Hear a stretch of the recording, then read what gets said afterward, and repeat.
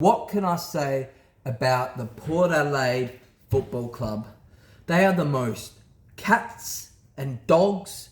They are the snakes and ladders. They are the black and white. They are the roller coaster team of the competition. I can't trust them. I cannot trust them.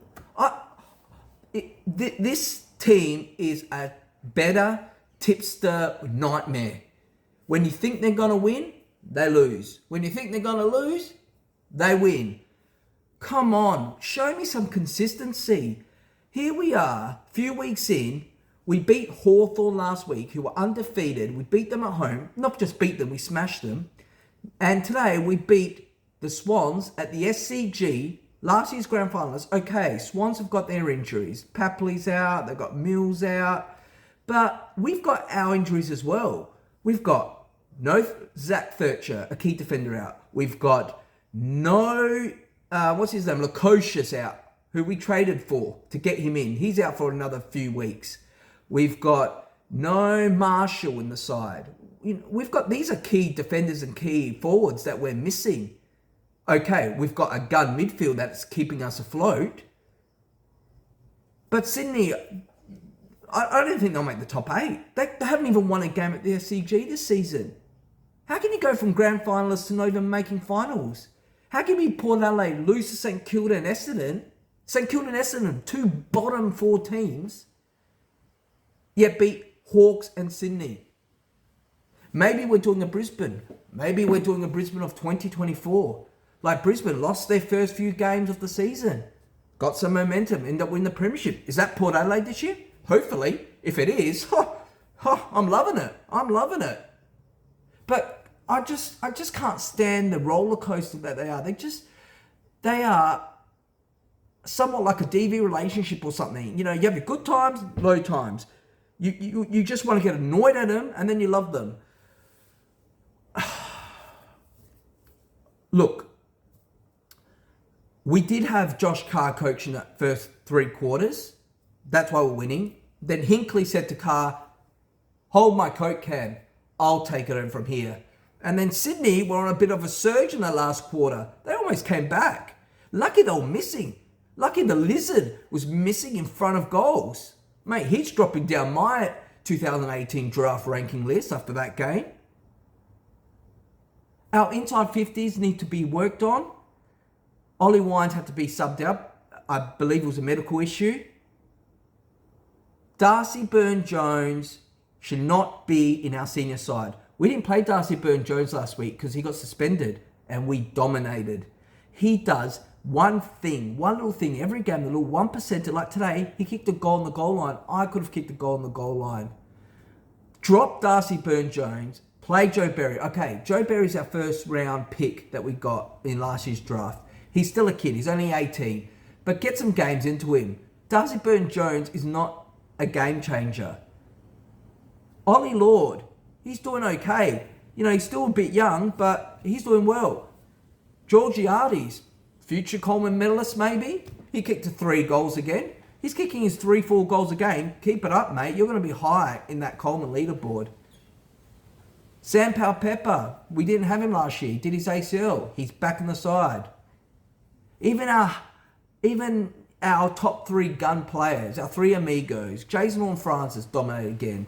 Connor Rosie, don't worry about Dan Houston anymore. I thought Dan Houston, he's one of our top 3 players. Halfback flanker, All-Australian.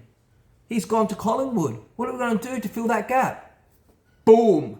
Connor Rosie goes into that spot. That's what makes a captain. Okay, he's got some areas to work on as a captain, but when you've got a massive hole, that was our massive hole to lose Dan Houston, and then as the captain, here he is, he's going for a shot on goal. I think he scores this one. As a halfback flanker. But I just want to watch this goal. Great goal, Connor Rosie. Great goal by the captain. He did the thing we needed. We had that hole in the gap. He went there and he's dominating that halfback flank. That's what makes a captain. When your team has weaknesses and you are the one that stands up and fills that spot. Look, did I think we're going to win? Yes. After our game against Hawthorn. Are the wheels in motion? Are we in form? We still got a couple of players that we can still get back that can make a difference. Zerk Thatcher can make a difference. But you know what? I'll give my credit when credit's due to Radigalia. Last year, as a defender, he was junk. They moved him up forward, he was junk. This year, he's come back, missed the first couple of games, and he's playing okay in the defence. Ali needs to learn to mark the ball a bit. We just need to work on our inside 50s and our turnovers. Sydney were running the ball through the midfield, but they when we turned it over to them, but their shots on goals were terrible. They don't have a spine. And I apologise last week. I said that someone said that we don't have a spine. What I'm meant to say, which he corrected me, was we don't have an A-grade spine. We've got an A-grade midfield, but our defence and our forward line, they're probably B-grade. Georgiadis could be an A-grader. Ali is an All-Australian defender. Miles Bergman, mate, he did great today.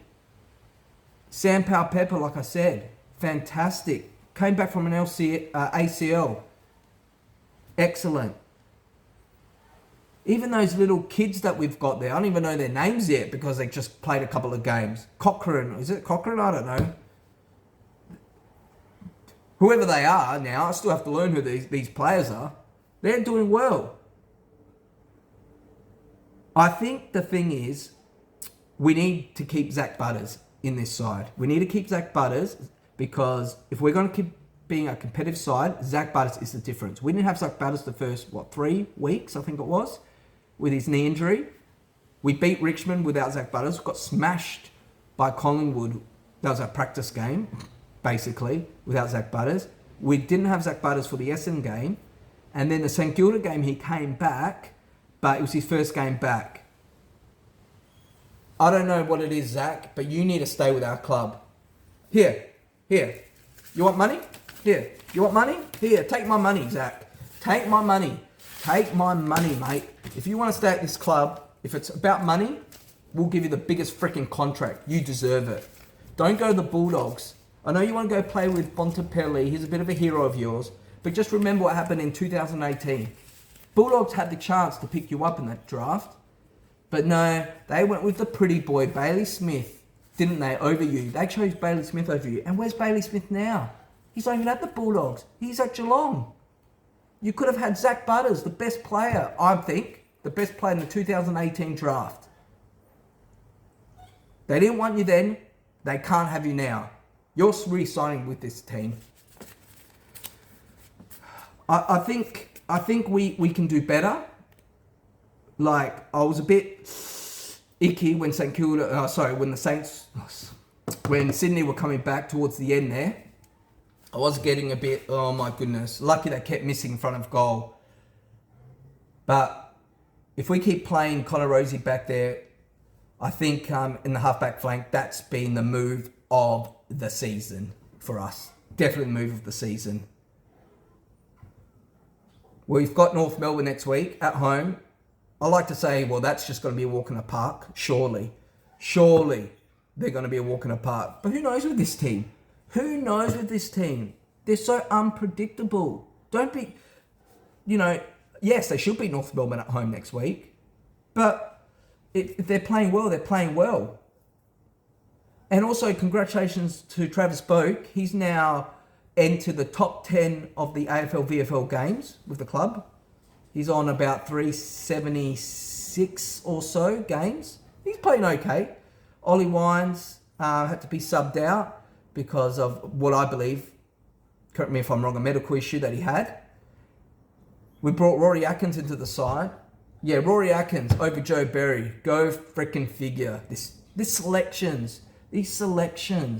Come on, man. Put Joe Berry as your emergency. Put Logan Evans as your emergency.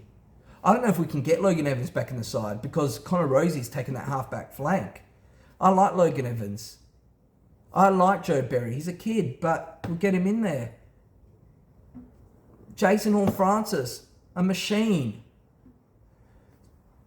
I don't know what more I can say. We won. We beat Sydney. We've got North Melbourne next week. That should be a win. We're playing a bit more in form. We're dominating the midfield.